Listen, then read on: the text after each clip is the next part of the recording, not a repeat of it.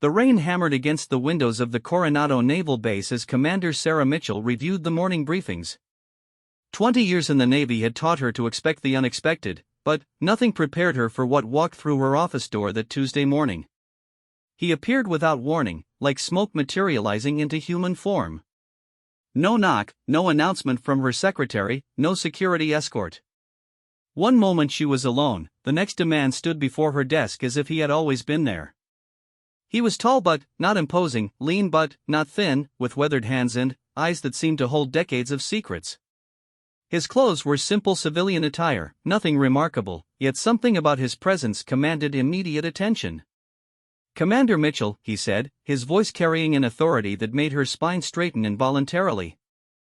"I need to speak with your SEAL teams." Sarah's hand moved instinctively toward her security button. "Sir, I'm going to need to see some identification." "You can't just—" "There is no identification," he interrupted gently. "No record of my existence in any database you have access to. No past that your systems would recognize. Yet I suspect your SEALs will know exactly who I am." The words should have sounded like the ramblings of a disturbed individual, but something in his tone made Sarah pause. There was no arrogance in his voice, no threat, just a quiet certainty that was somehow more unsettling than any aggressive demand. "What's your name?" she asked, her finger hovering over the security alert.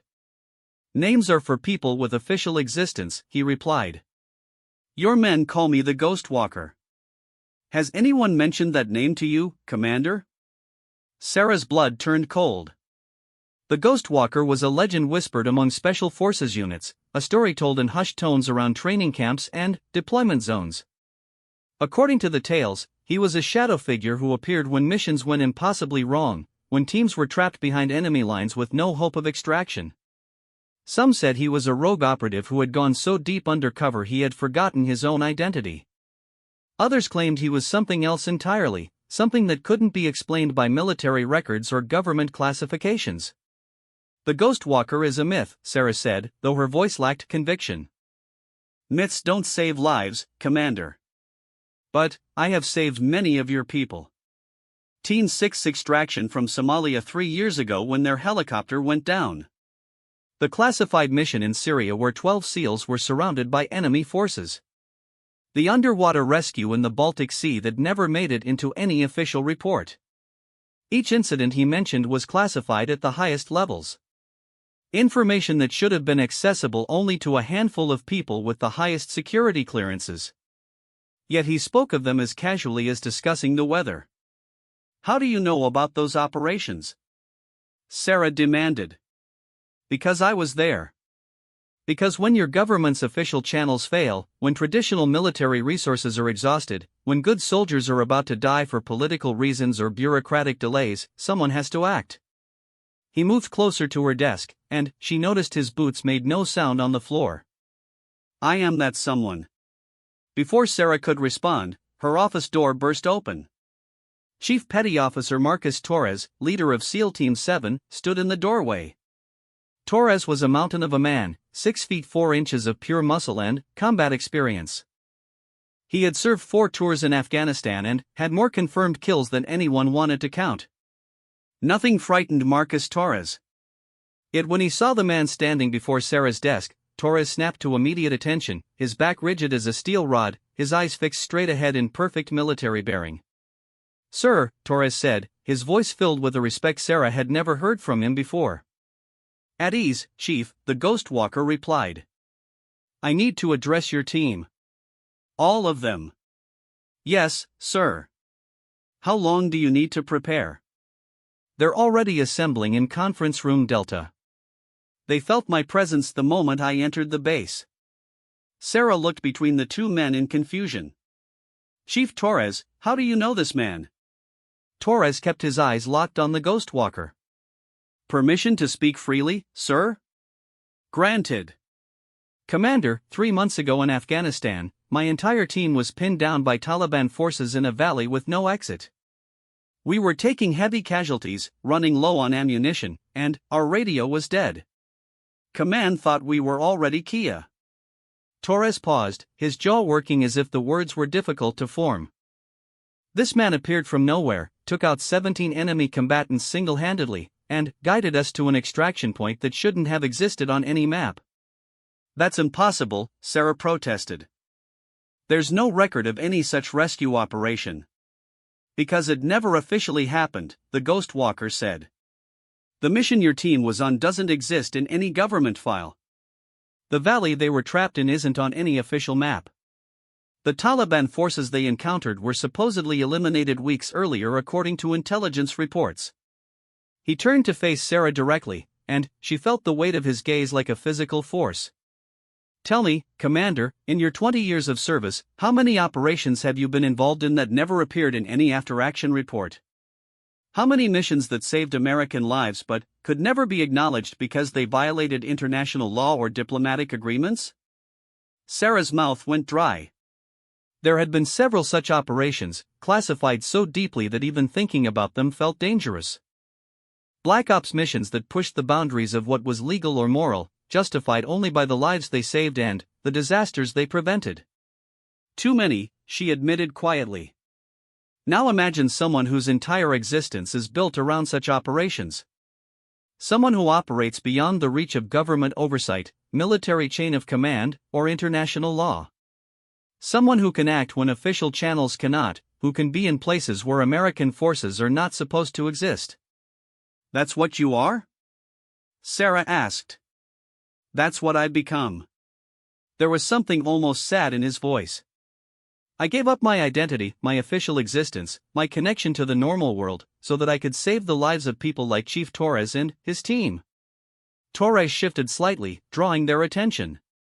Sir, if I may ask, what's the mission this time? The Ghost Walker's expression darkened. There's a situation developing in the South China Sea. A group of American civilians, supposedly tourists, have been captured by pirates. Officially, the U.S. government is negotiating for their release through diplomatic channels. What's the real story? Sarah asked, though part of her didn't want to know. The tourists are actually deep-cover CIA operatives who were gathering intelligence on Chinese military installations. The pirates are actually Chinese special forces operating without official government sanction. Both sides are trapped in a situation where neither can acknowledge what's really happening without triggering an international incident. Torres nodded grimly. So officially, we can't mount a rescue operation because that would require admitting our people were spying. And the Chinese can't just release them because that would require admitting they kidnapped American civilians. Exactly. Both governments are locked in a diplomatic dance while good people suffer. The State Department estimates it will take weeks to resolve through official channels, assuming it can be resolved at all. The Ghost Walker moved to the window, gazing out at the rain-soaked base. Those operatives don't have weeks. Their captors are getting nervous, and nervous people make deadly mistakes. What do you need from us? Sarah found herself asking, despite every regulation and protocol screaming at her to alert security. I need a team that can operate without official support, without government backing, without any connection to the U.S. military that could be traced back to this base or anyone in the chain of command. He turned back to face them. I need volunteers who understand that if something goes wrong, they were never there. If they're captured or killed, the government will deny all knowledge of their actions. Torres straightened even further. My entire team volunteered the moment they felt you arrive on base, sir. We're ready to move out whenever you give the word. Chief, you don't understand what you're volunteering for, Sarah protested. This could end your careers, land you in military prison, or get you killed with no recognition or support. With respect, Commander, Torres replied, this man has saved more American lives than anyone in this building. If he says people need help, that's good enough for me. The Ghost Walker studied both officers for a long moment. Commander Mitchell, I won't ask you to officially sanction this operation. But I will ask you to look the other way while your people make their own choice. Sarah felt the weight of decision pressing down on her shoulders. Everything about this situation violated protocol, chain of command, and probably dozens of military regulations. Yet she couldn't shake the feeling that this mysterious man represented something important, something that the rigid structure of official military operations couldn't accommodate. How long will they be gone? She asked quietly. 72 hours. If they're not back by then, assume they're never coming back. And if someone asks where Team 7 went? Training exercise. Extended survival training in conditions that require complete radio silence. The ghost walker smiled for the first time since entering her office. Happens all the time, doesn't it? Sarah nodded slowly. It did happen regularly. SEAL teams often disappeared for days at a time for highly classified training exercises that required complete communication blackouts. I'll need a complete briefing on the operation, she said finally. No, the ghost walker replied firmly. The less you know officially, the better you can protect yourself and your people if this goes wrong. Plausible deniability isn't just a political concept, Commander. It's a survival tool. Torres checked his watch. How long until we move out, sir? The team is already getting equipped. We leave in 2 hours. The ghost walker headed toward the door, then paused. Chief, make sure your people understand this isn't a military operation. We're not representing the United States government, the Navy, or SEAL Command. We're private citizens acting on our own initiative to help fellow Americans in trouble. Understood, sir. After Torres left to rejoin his team, Sarah found herself alone with the mysterious man again. The office felt different somehow, charged with an energy that made her skin prickle. Who are you really? She asked. Before you became the ghost walker, before you gave up your identity, who are you? He paused at the door, his hand on the handle. I was a man who believed the system could save everyone worth saving. I was wrong. Some people fall through the cracks of official channels, and, when they do, someone has to be there to catch them. Was it worth it? Giving up everything? Ask me that question after Chief Torres and his team come home safe, he replied. Ask the families of the hundreds of operatives I've pulled out of impossible situations. Ask the civilians who are alive today because someone acted when the government couldn't. He opened the door, then looked back one final time. The world is full of good people who need help, Commander. Sometimes that help has to come from the shadows. Then, he was gone, leaving Sarah alone with her doubts, her fears, and the terrible certainty that she had just authorized something that could destroy her career and, possibly her life. Yet somehow, despite everything, she knew she had made the right choice. Outside her window, the rain continued to fall, washing the base clean and carrying away all traces of decisions that officially never happened. The submarine surfaced in the dark waters of the South China Sea at exactly 0300 hours, its black hull barely visible against the storm-tossed waves. Chief Petty Officer Marcus Torres and his 7-man SEAL team had made this journey in complete silence, their gear checked and rechecked, their minds focused on the impossible mission ahead. The ghost walker stood beside them in the cramped confines of the submarine's forward compartment, studying satellite images on a waterproof tablet. Even in the red emergency lighting, his presence seemed to command the space around him. The submarine crew, hardened veterans who had seen everything the ocean could throw at them, moved around him with an almost reverent caution. Target is here, the ghost walker said, pointing to a cluster of islands barely visible on the satellite image. Officially, these islands don't exist. They're not on any civilian maps, not recognized by any government, and, supposedly uninhabited. Petty Officer First Class Jake Morrison, Torres's explosives expert, squinted at the image. Looks like there's plenty of infrastructure for supposedly uninhabited islands, sir. Good eye. The Chinese have been building a forward observation post there for the past 18 months. Nothing official, nothing that would violate international agreements, just a small facility that monitors shipping lanes and collects intelligence on U.S. naval movements. Petty Officer Second Class David Chen, the team's communications specialist, looked up from his equipment. How do you know all this, sir? This kind of intelligence would be classified at levels above our clearance. The ghost walker's expression didn't change. Because 3 days ago, I was on those islands. I've been tracking this situation since our people were first captured. The revelation hit the team like a physical blow. Torres felt his respect for this mysterious figure deepen even further. While they had been going through normal mission preparation protocols, this man had somehow infiltrated one of the most sensitive Chinese installations in the region and gathered first-hand intelligence. "You went in alone?" asked Petty Officer First Class Maria Santos, the team's medic. "I go everywhere alone," the ghost walker replied. "It's safer that way. Less chance of compromise, less risk to valuable personnel." Petty Officer Second Class Alex Thompson, their sniper, adjusted his rifle case. "So you know the layout, the defenses, the patrol patterns? Every guard rotation, every blind spot, every weakness in their security." The ghost walker pulled up another image on the tablet. "But things have changed since I was there. They've increased security, brought in more personnel, and they're getting desperate." He enhanced a section of the image, showing what appeared to be a concrete bunker built into the side of a cliff. "Our people are being held here." The facility was originally designed as a communications relay station, but they've converted the lower levels into holding cells. Torres studied the image carefully. "How many hostiles are we looking at?" 43 Chinese Special Forces operatives, plus 8 intelligence officers and approximately 15 technical personnel. The ghost walker's voice remained calm, as if discussing the weather. "All highly trained, all armed, all operating under orders to eliminate the hostages rather than allow them to be rescued."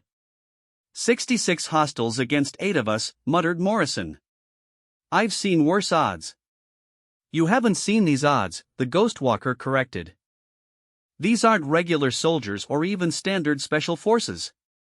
These are members of the Chinese People's Liberation Army's most elite unit, comparable to your own training and experience. They're not guarding the facility because they're following orders. They're there because they volunteered for a mission they know could start a war." Petty Officer Third Class Ryan Walsh, the youngest member of the team, swallowed hard. "Why would they volunteer for something like that?" "Because they believe they're protecting their country from American aggression. Our captured operatives weren't just gathering intelligence on military installations. They were collecting data on civilian infrastructure, power grids, communication networks. Information that could be used to cripple China's economy or military response in the event of conflict."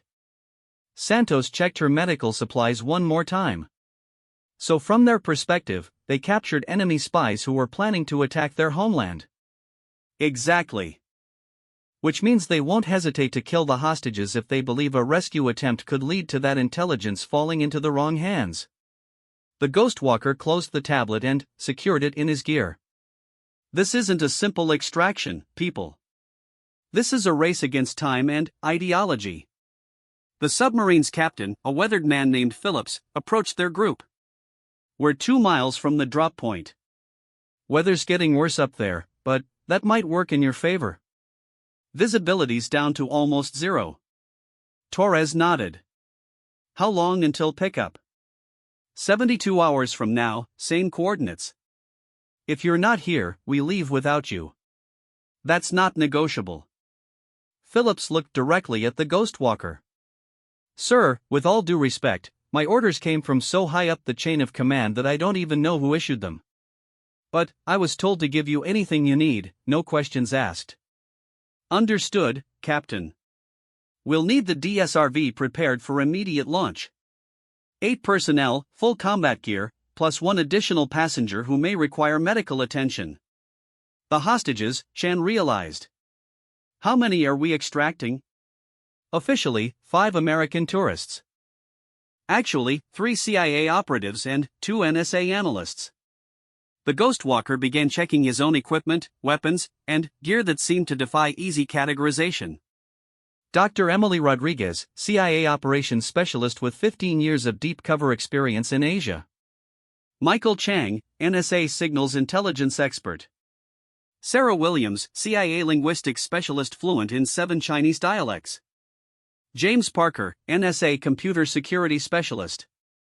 And Dr. Lisa Chen, CIA psychological operations expert. Thompson whistled low. "That's a lot of valuable intelligence walking around in enemy hands. Which is why the Chinese haven't killed them yet. They're trying to extract information while maintaining plausible deniability about their capture." The ghost walker sealed his gear bag. "But their patience is running out. Our intelligence suggests they plan to eliminate the hostages in 18 hours and claim they died in an accidental explosion at their illegal facility. 18 hours, Torres repeated grimly. That's cutting it close even for us. It gets worse. The Chinese know we're coming. The statement hit the team like a bucket of ice water. Walsh actually took a step backward. Sir? Not specifically. They don't know about this mission or this team. But they know the Americans won't abandon their people. They've increased security, laid additional mines around the island, and positioned a patrol boat just outside their territorial waters. The Ghost Walker's expression grew even more serious. They're ready for a rescue attempt. Then, why are we still going? Morrison asked. Because those 5 people didn't volunteer to be abandoned behind enemy lines. Because the intelligence they possess could prevent a war if properly handled, or start one if it falls into the wrong hands.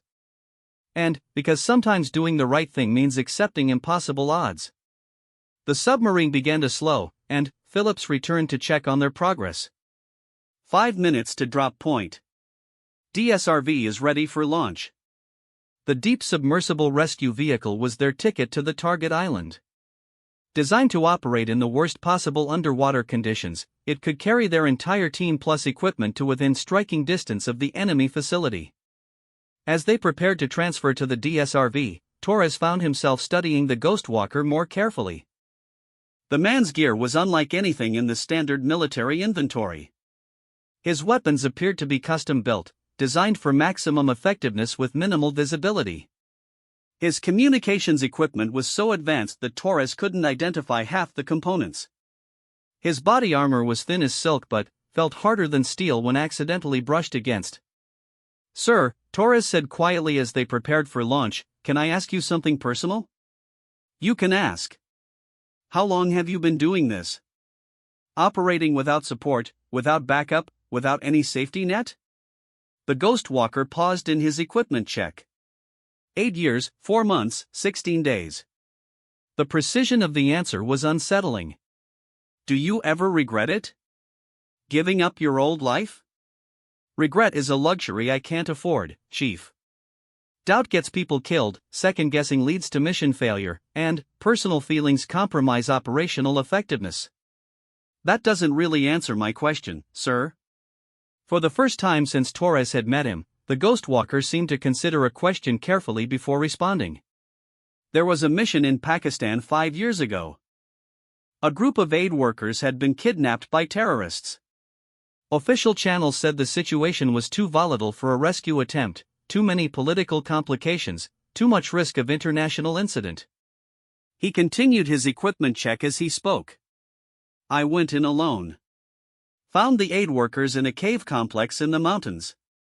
6 Americans, including a doctor who had been treating children in refugee camps and a teacher who had been building schools for girls." Torres waited for him to continue. "I extracted 4 of them successfully. The doctor and one of the other workers didn't make it. They died because I made a tactical error, because I trusted the wrong local contact, because I wasn't as good as I thought I was." The Ghost Walker's hands stilled on his equipment. Their families never knew how they really died. As far as the world knows, they were killed by terrorists in a cave collapse. "But you saved 4 lives. I lost 2. In my world, that's a failure." The Ghost Walker resumed his preparations. "So to answer your question, Chief, I don't regret the choice I made. But I regret every mistake I've made since." The DSRV launched smoothly into the dark waters, its electric motors silent as it descended toward the target coordinates. Through the small portholes, Torres could see nothing but black water and the occasional flash of bioluminescent sea life. The Ghost Walker sat motionless during the 20-minute journey, his eyes closed, his breathing slow and controlled. Torres recognized the signs of combat meditation, a technique used by special forces to maintain focus and calm before dangerous operations. 2 minutes to destination, announced Chief Walsh, who was piloting the vehicle. The Ghost Walker opened his eyes. "Remember, people, this is not a military operation. We are private citizens acting to help fellow Americans in distress. If we're captured, the US government will deny all knowledge of our actions. Understood, sir, the team replied in unison. Our primary objective is the extraction of all 5 hostages alive and unharmed. Secondary objective is the prevention of intelligence compromise. Tertiary objective is our own survival and successful extraction. The Ghost Walker checked his weapons one final time. Questions? Santos raised her hand. Sir, what happens if we can't extract all the hostages? Then, we extract whoever we can and make sure the intelligence they possess doesn't fall into enemy hands. And if we can't prevent intelligence compromise? The Ghost Walker's expression grew cold. Then, we make sure no one leaves that island alive. Including us. The weight of that statement settled over the team like a shroud. They were going into a mission where success was measured not just by their ability to save lives, but by their willingness to take them if necessary. Target in sight, Walsh reported. Through the DSRV's forward viewport, Torres could see the dark outline of the island rising from the storm-tossed sea. Lightning flashed across the sky, illuminating rocky cliffs and concrete structures that definitely didn't belong on any uninhabited island. Gentlemen, ladies, the Ghost Walker said quietly, welcome to the war that doesn't exist. The assault began at 0347 hours with the sound of thunder masking the explosion that took out the island's main communications array. Chief Torres and his team had been moving through the rocky terrain for 43 minutes, guided by the Ghost Walker's perfect knowledge of every guard position, every patrol route, every weakness in the enemy's defenses. What they found was far worse than anything they had prepared for. The Chinese hadn't just increased security, they had transformed the island into a fortress. Motion sensors covered every approach, thermal imaging cameras swept the coastline continuously, and automated defense systems had been installed at key choke points. The 43 soldiers the Ghost Walker had counted 3 days earlier had been reinforced by an additional 32 personnel, including a team of technical specialists who appeared to be preparing for something far more complex than a simple prisoner execution. Petty Officer Morrison crouched behind a rocky outcrop, watching enemy patrols through his night vision scope. Sir, this isn't a holding operation anymore. They're building something down there. Through the green glow of their scopes, the team could see construction equipment working throughout the night, powerful lights illuminating excavation work near the main facility. What had been a simple communications relay station was being rapidly expanded into something much larger and more permanent. The Ghost Walker studied the activity through high-powered binoculars. They're building a permanent intelligence processing center. Not just for interrogation, but for long-term analysis and code-breaking operations. Petty Officer Chen's voice crackled through their encrypted communications. That means our people aren't just being held for information. They're being kept alive as permanent assets. Worse than that, the Ghost Walker replied grimly. They're being prepared for psychological conditioning. The Chinese aren't planning to extract information and eliminate them. They're planning to turn them. The implications hit the team like a physical blow. Turning captured intelligence operatives was a process that could take months or years, involving sophisticated psychological manipulation, drug therapy, and systematic breaking down of the subject's identity and loyalty. The 5 Americans weren't just prisoners, they were being prepared to become Chinese assets, feeding false information back to their handlers while believing they were still loyal Americans. Torres felt his blood turn cold. How long do they have before the conditioning becomes irreversible? Based on the equipment they're moving in and the timeline of the construction, maybe 6 hours. Maybe less if they're using enhanced pharmaceutical assistance. Petty Officer Santos checked her medical kit. What kind of pharmaceutical assistance? Memory manipulation drugs, personality alteration compounds, neurochemical behavior modification. The Ghost Walker's voice carried a weight of personal experience that made Torres wonder what this man had seen in his years of shadow operations. The human mind is remarkably resilient, but it can be broken with the right combination of chemistry and psychology. Thunder rolled across the island again, and the Ghost Walker signaled for the team to move. They had identified 17 separate guard positions between their current location and the main facility, plus an unknown number of automated defenses and at least 3 patrol boats circling the island's perimeter. Change of plans, the Ghost Walker announced. We're not extracting the hostages. The team froze in place. Torres felt his heart skip a beat. Sir? The facility is too heavily defended for a conventional extraction.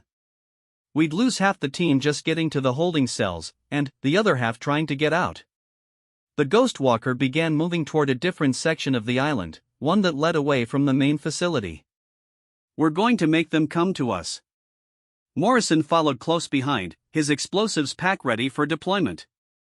How do we do that, sir? By threatening something they value more than prisoners. The Ghost Walker pointed toward a cluster of buildings on the eastern side of the island. Their new quantum computing installation. Through their scopes, the team could see a facility that definitely hadn't been there 3 days earlier. Massive generator units provided power to a series of heavily shielded buildings, while satellite dishes and communication arrays provided connection to the outside world. They're not just building an interrogation center, Torres realized. They're building a signals intelligence facility that could monitor every electronic communication in the South China Sea. More than that. With quantum computing capability, they could crack virtually any encryption used by American military or intelligence services. The Ghost Walker began moving again, leading them through a maze of rocky passages that somehow avoided every sensor and patrol route. That installation represents years of research and billions of dollars in investment. They'll protect it at any cost. Petty Officer Thompson adjusted his sniper rifle as they moved. So we threaten to destroy it unless they release the hostages? We don't threaten. We begin destroying it. Systematically, piece by piece, until they have no choice but to negotiate. The Ghost Walker stopped at a vantage point overlooking the quantum facility. Shen, can you tap into their communications array from here? Shen began unpacking his electronic warfare equipment. Give me 15 minutes and I can not only tap in, I can take control of their entire communications grid. Do it. Morrison, how much explosive do you have? Morrison grinned. Enough to turn that entire facility into a smoking crater, sir. Good. But we're not going to destroy it all at once. We're going to take it apart piece by piece, sending them a clear message with each detonation. The Ghost Walker checked his watch. Santos, Thompson, Walsh, you're going to create a diversion at the main facility. Draw their attention while we work on the quantum installation. Santos shouldered her medical pack. What kind of diversion, sir? The kind that makes them think a full SEAL team assault is beginning. Use flashbang grenades, suppressed fire, and constant movement. Make them think there are dozens of you when there are only 3. Thompson nodded grimly. Classic guerrilla tactics. Hit and fade, never stay in one place long enough for them to get a fix on our position. Exactly. But, remember, your job isn't to penetrate their defenses or extract the hostages. Your job is to keep them so busy dealing with your harassment that they don't notice what we're doing to their billion-dollar computer installation. The team split up according to their assignments. Torres remained with the Ghost Walker, Morrison, and Chen as they approached the quantum facility. The buildings were surprisingly lightly guarded, protected more by their remote location and sophisticated electronic security than by human patrols. They're confident in their isolation, the Ghost Walker observed. They don't expect anyone to know this facility exists, much less attack it. Chen had successfully tapped into the enemy communications network and was monitoring their radio traffic through earphones. Sir, they're discussing something called Final Protocol. It sounds like they're planning to accelerate their timeline. How much acceleration? They're talking about implementing Final Protocol in 2 hours instead of 6. Torres felt his stomach drop. The psychological conditioning? Worse. Final Protocol appears to be elimination of the hostages followed by complete destruction of evidence that they were ever here. Chen's face was grim as he monitored the communications. They know someone's coming, and they're preparing to cover their tracks permanently. The Ghost Walker's expression didn't change, but Torres could sense the shift in his energy, like a predator focusing on prey. Then, we escalate immediately. Morrison, place charges on the primary power generator. I want it to look like equipment failure, not sabotage.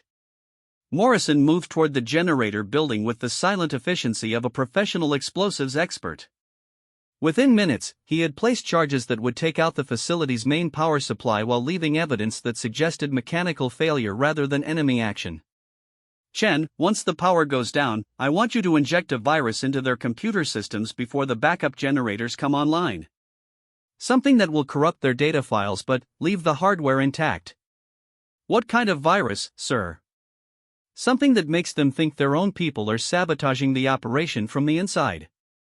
Create evidence of internal conflict, security breaches, unauthorized access to classified files. The Ghost Walker was already moving toward the main computer building.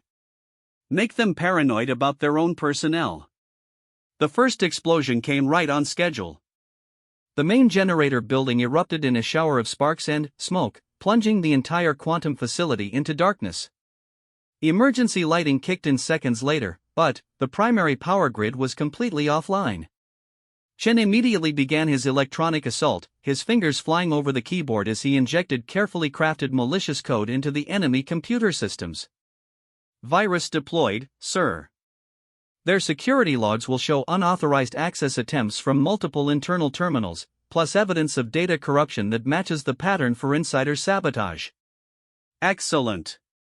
The Ghost Walker had reached the main computer building and was studying its defenses. Torres, I need you to create a breach here.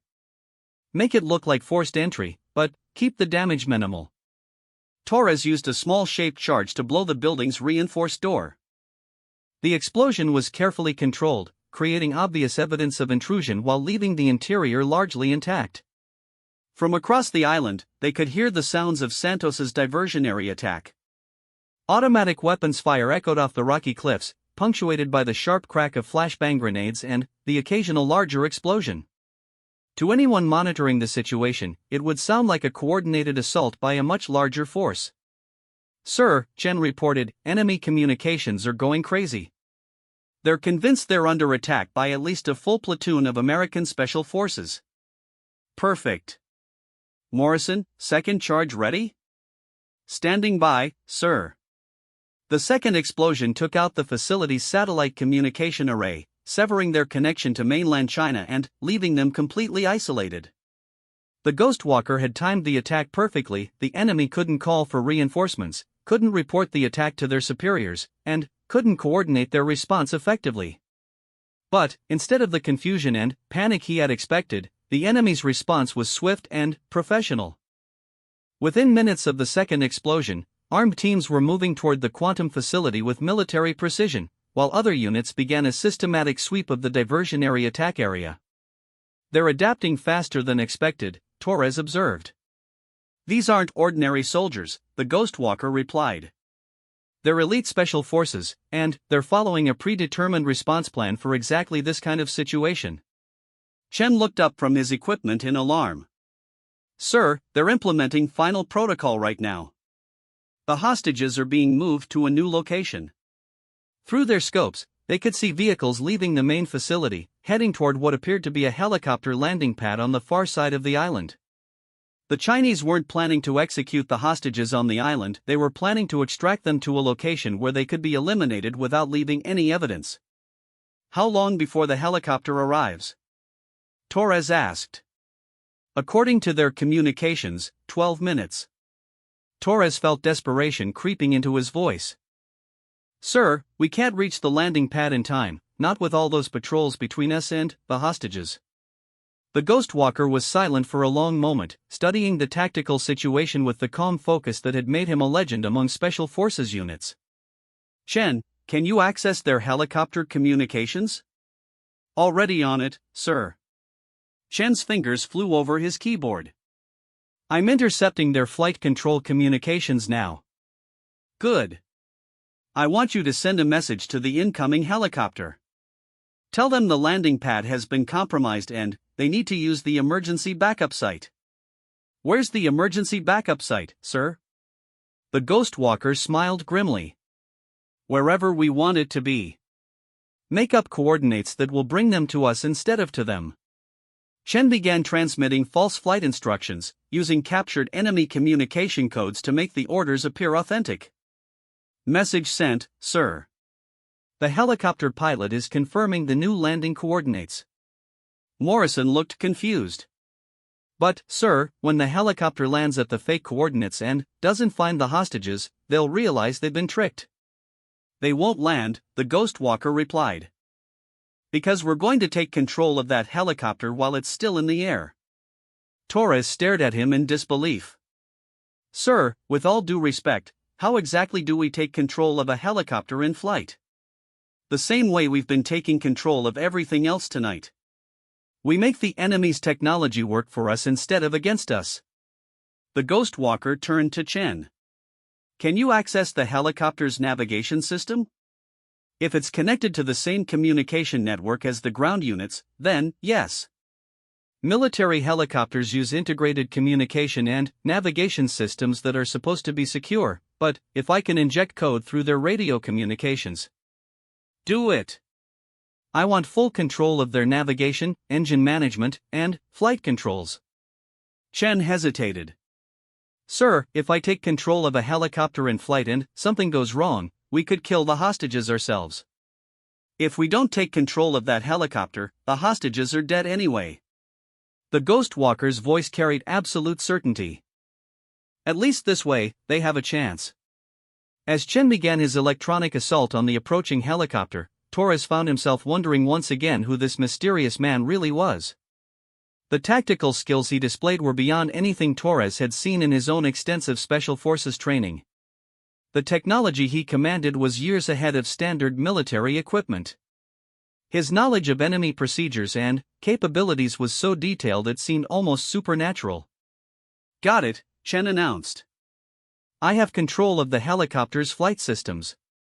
Through their night vision scopes, they could see a dot of light approaching from the mainland, growing larger as the aircraft approached the island. Bring it down here, the ghost walker ordered. Make it look like engine failure, not hostile takeover. The helicopter began to descend toward their position, its pilot presumably believing he was experiencing mechanical difficulties that required an emergency landing. Torres could see the confusion and concern in the aircraft's flight pattern as the pilot tried to regain control of his aircraft. Sir, Torres said quietly, the hostages are still in the vehicles down there. Even if we capture the helicopter, we still need to extract our people from the convoy. The ghost walker was already moving toward the helicopter's landing zone. That's what the diversion team is for. Santos, Thompson, Walsh, time to shift tactics. I need you to intercept that convoy and extract the hostages while we secure the helicopter. Santos's voice crackled through their communications. On our way, sir. But there are at least 20 hostiles between us and those vehicles. Then, go through them, the ghost walker replied simply. The helicopter touched down heavily in the clearing they had designated, its pilot still struggling with controls that no longer responded to his commands. Chinese soldiers began emerging from the aircraft, weapons ready, clearly confused about why they had landed in the wrong location. What happened next was like watching a masterclass in close-quarters combat. The ghost walker moved through the enemy soldiers like a force of nature, his weapons silent, his movements precise, his strikes lethal. In less than 30 seconds, 8 Chinese Special Forces operatives lay motionless around the helicopter. Torres and Morrison secured the aircraft while Chen maintained control of its electronic systems. The pilot, still alive but unconscious from a precisely applied sleeper hold, would wake up with no memory of how his aircraft had been captured. Diversion team, report, the ghost walker commanded. Thompson's voice came through their communications, strained with effort. 3 hostiles down, convoy stopped, extracting the packages now. Package 1 secure, Santos reported. Medical condition appears stable. Packages 2 through 5 secure, Walsh added. They're drugged but mobile. Torres felt a surge of relief. Against all odds, they had successfully extracted all 5 hostages. But he knew their mission was far from over, they still had to get everyone off the island and back to the submarine. Extraction point Alpha in 15 minutes, the ghost walker announced. All teams converge on my signal. As they prepared to leave the landing zone, Torres noticed something that made his blood run cold.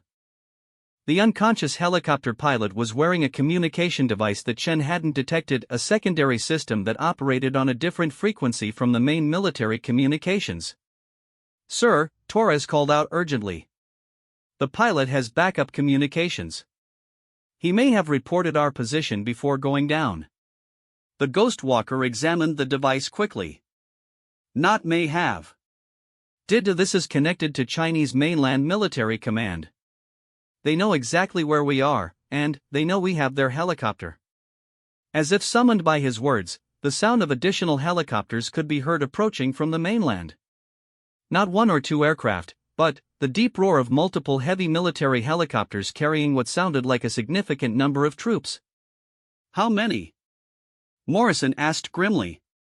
The ghost walker listened carefully to the approaching aircraft. "At least 4 helicopters, probably carrying 40 to 50 combat troops plus air support capabilities." Chen looked up from his equipment in alarm. "Sir, I'm also detecting naval vessels approaching from multiple directions. They've got us surrounded." Torres felt the tactical situation collapsing around them. They had successfully completed their primary objective, but now they were trapped on an enemy island with nowhere to run and an overwhelming force closing in on their position. "Sir," Torres said quietly, "what are our orders?" The ghost walker was silent for a moment, studying the tactical display on Chen's equipment. The island was surrounded, enemy forces were closing in from all directions, and their extraction submarine was still 2 hours away from the pickup coordinates. "We do what ghosts do best," he said finally. "We disappear." What followed was the most intense fighting Torres had ever experienced.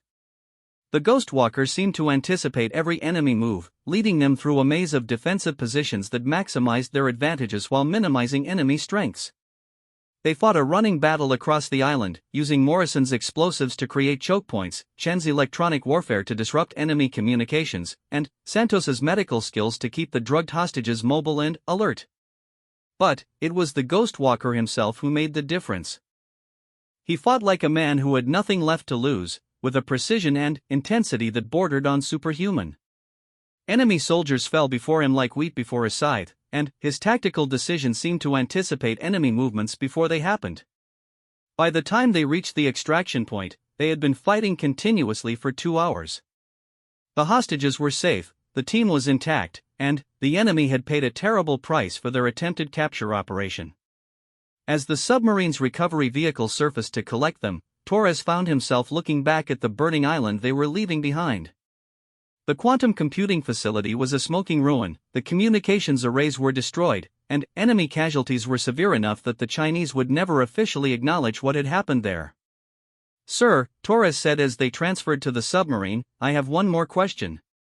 The ghost walker, exhausted but alert, nodded for him to continue. "How did you know? How did you know exactly where to hit them, exactly how they would respond, exactly what would make them break?" The ghost walker was quiet for a long time as the submarine descended into the safety of deep water. When he finally spoke, his voice carried a weight of experience that explained everything and nothing. "Because 8 years ago, I was on the other side of operations like this one. I know how they think, how they plan, how they react under pressure." He looked directly at Torres. "I know because I used to be one of them." The revelation hit Torres like a physical blow, but somehow it made perfect sense.